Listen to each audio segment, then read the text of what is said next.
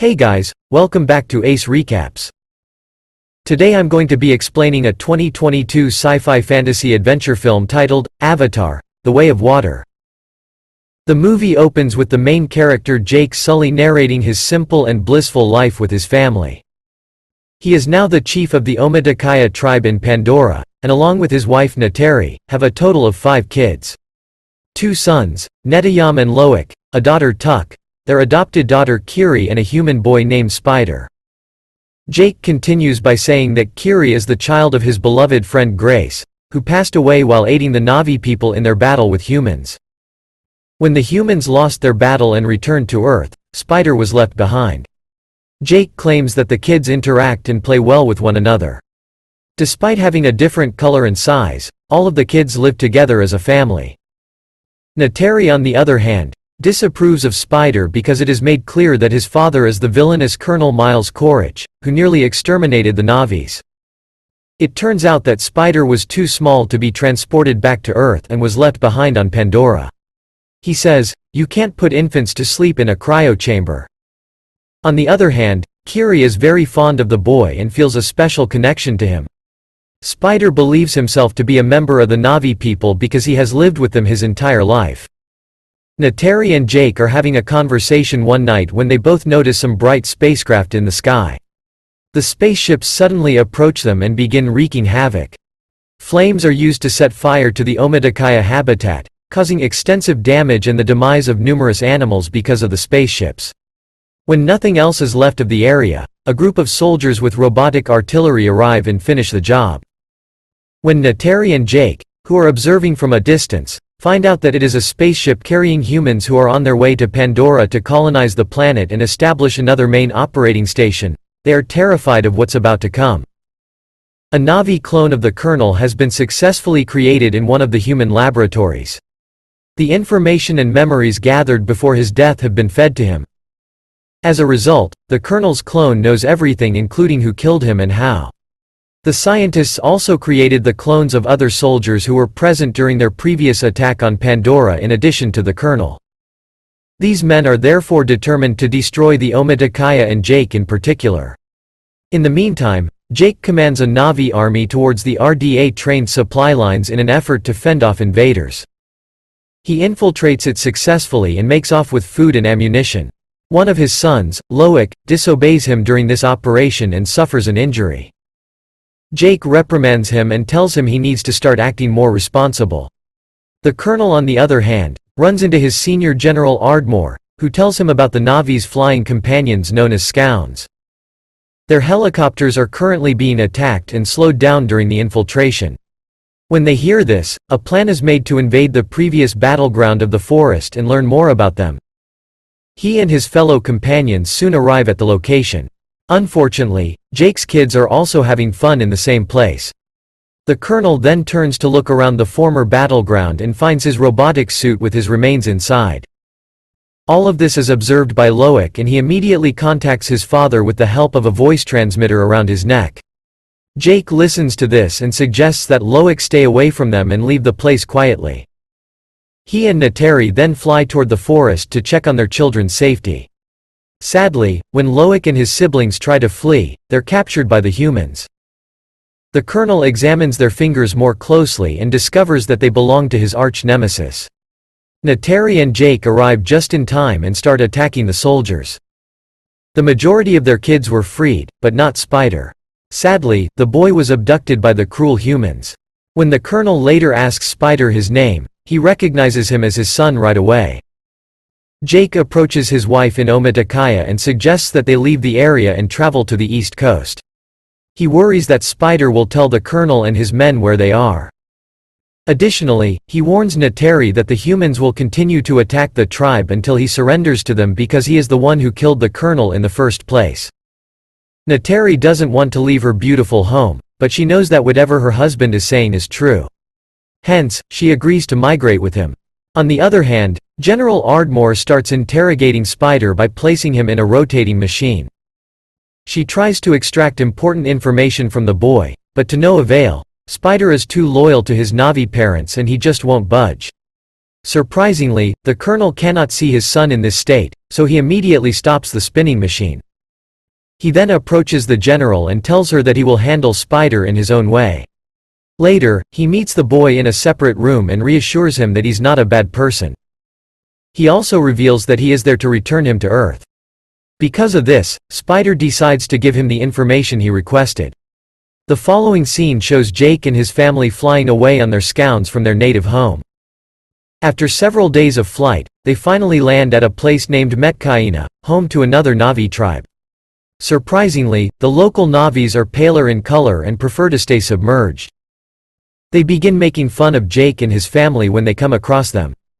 The tribe's leader, Tonawari, and his wife soon arrive. He expresses skepticism and claims that Jake and his family are unprepared to survive in the water. But since he was frantic to save his family, Jake assures them that they will quickly get used to the new environment. He then describes how they are being pursued by some humans. Hearing this, Tonawari finally agrees to let them stay and provides them with shelter. He also asks his children to teach Jake's kids how to swim and use their special creatures to move around the water. Obliging to the request, Tonawari's children take their new friends to the ocean and start showing them the basics. Meanwhile, the ever-so-mischievous Loic tries to connect with a sea creature, but loses control and falls into the water. Seeing him, the other kids start laughing. As all this is happening, the girl Kiri can be seen deep inside the ocean. Surprisingly, she has adapted well to the place and can even control some sea creatures. The next day, Tonawari's son, Aonang, and his friends approach Kiri as she is meditating underwater. They call her a freak and start making fun of her. As a result, Loic shows up and punches Aonang. However, he doesn't take this lying down and fights back. Later, when Jake learns of the incident, he demands his son to go and make amends to Aonang because he represents the clan leader's son. Loic agrees grudgingly and then apologizes. Although Aonang forgives him in front of the others, deep down, he is still mad. So in order to teach Loic a lesson, he takes him to a scheduled fishing location. Loic is completely oblivious that there are dangerous sea predators in the area. A while later, when Loic is fishing, a large predator swims at him rapidly. Terrified, Loic looks around the area for his friends, but in vain. Luckily, a huge creature by the name of Payakan steps in to save the day. With the aid of its wide head, it quickly dispatches the predator. We soon learn that Payakan is a Tulkun, an intelligent and wise being. The Metkaina consider the Tulkuns to be their spiritual family. The biggest and most powerful of them all is Payakan.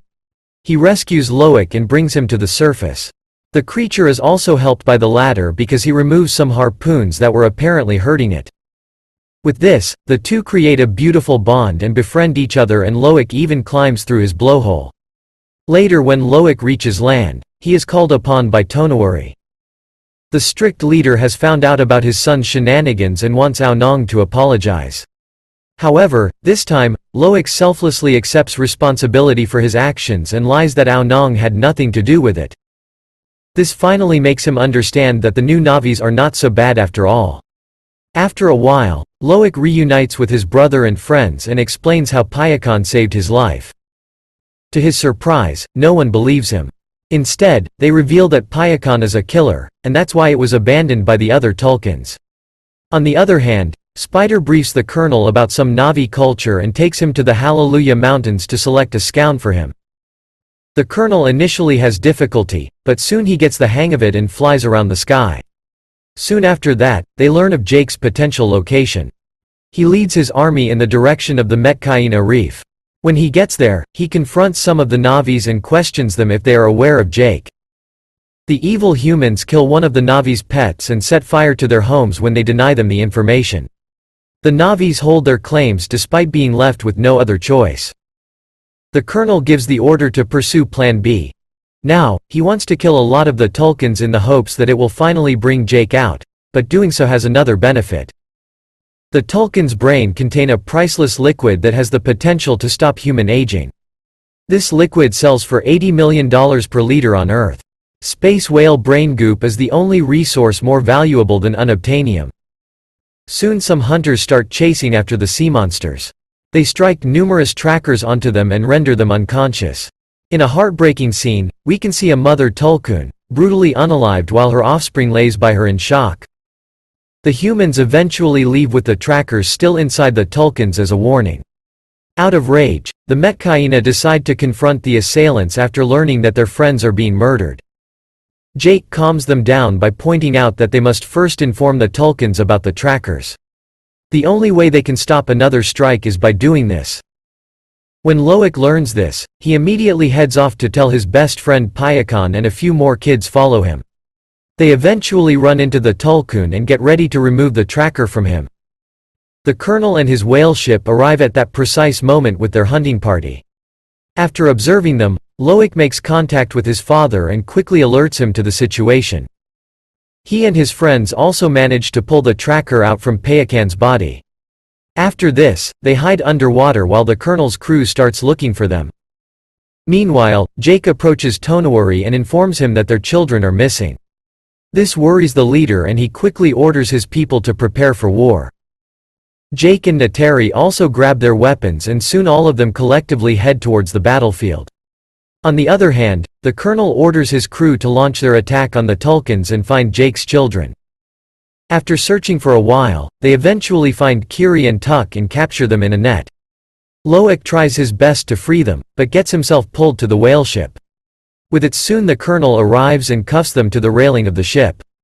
He then grabs Loic's collar transmitter and tells Jake to give himself up so that his kids will be safe. Having no other choice, Jake consents to his demands. At the same time, Payakan decides to save his best friend after seeing him handcuffed. He leaps onto the deck in a dangerous maneuver and begins flapping his enormous fins.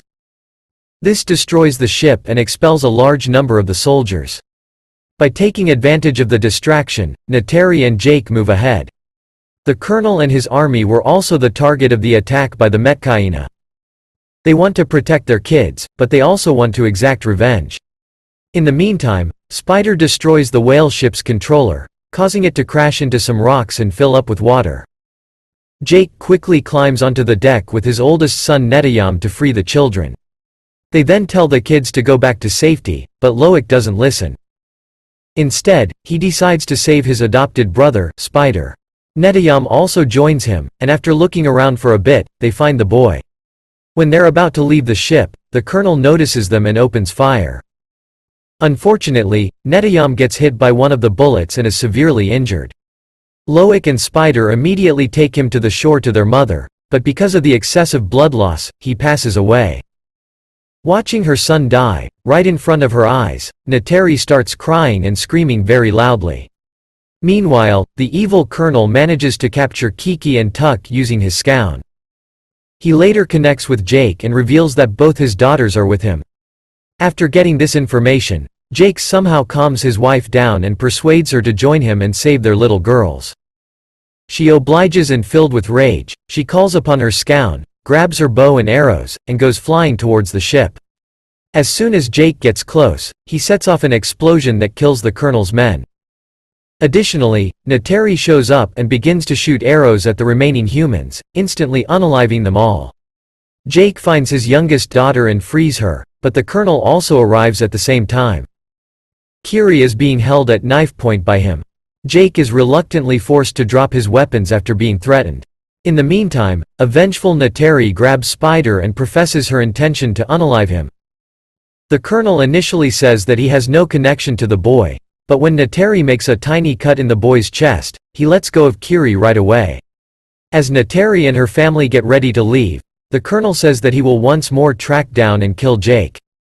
He soon comes to the conclusion that in order to live peacefully, the colonel must be unalived and therefore goes back into the battleground. This time, the arch-rivals fight each other in an old-fashioned fist fight. It is a brutal one, and the two match each other stride for stride. But in the end, it is our hero, Jake, who prevails. He manages to wrap his arms around the colonel's neck and knock him unconscious. Jake lets him drown in the water because he believes he is already dead.